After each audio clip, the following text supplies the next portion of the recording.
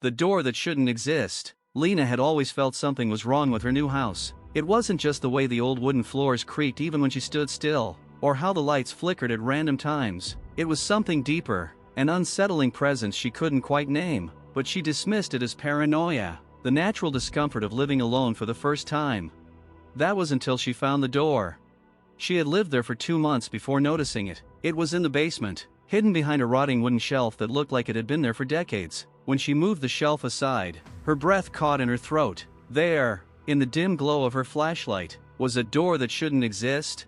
It was old, impossibly old, made of dark oak with intricate carvings that twisted and coiled into eerie, almost demonic shapes. The doorknob was ice cold to the touch, and a strange sensation prickled up Lena's arm when she placed her fingers on it. There was no reason for this door to be here. The basement was small, and according to the house's blueprint, there was nothing beyond this wall. No extra rooms, no hidden passages, just solid foundation. Her heartbeat quickened. Every rational thought in her mind told her to leave it alone, to push the shelf back and forget she ever found it. But something about the door called to her. Against her better judgment, she twisted the knob. It turned with an unnatural ease, and the door creaked open.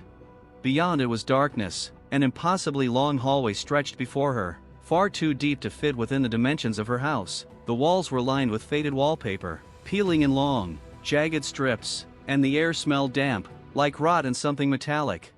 She should have run, but her feet carried her forward. With each step, the silence around her deepened. It wasn't just quiet, it was absence, as if the world outside this hallway had ceased to exist. Her own breathing sounded distant, her heartbeat muffled. Then she saw them. Framed pictures lined the walls, each containing black and white portraits of people she didn't recognize. Their faces were solemn, their eyes dark and hollow. Some were blurred, as if caught mid-motion. Others were staring directly at her. A shiver ran down her spine as she moved past them. Then she stopped. One of the frames held a picture of her.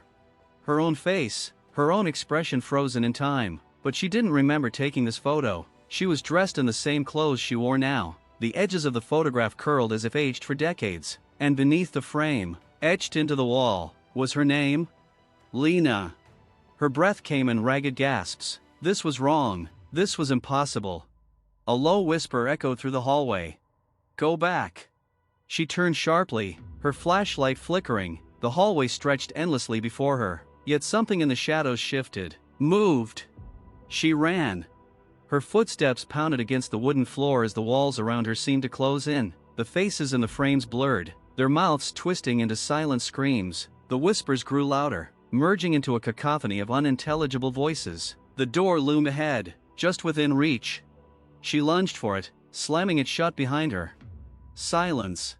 Her chest heaved as she backed away. The basement was just as it had been before. The air stale but familiar. The door stood there, unmoving, as if it had never been opened.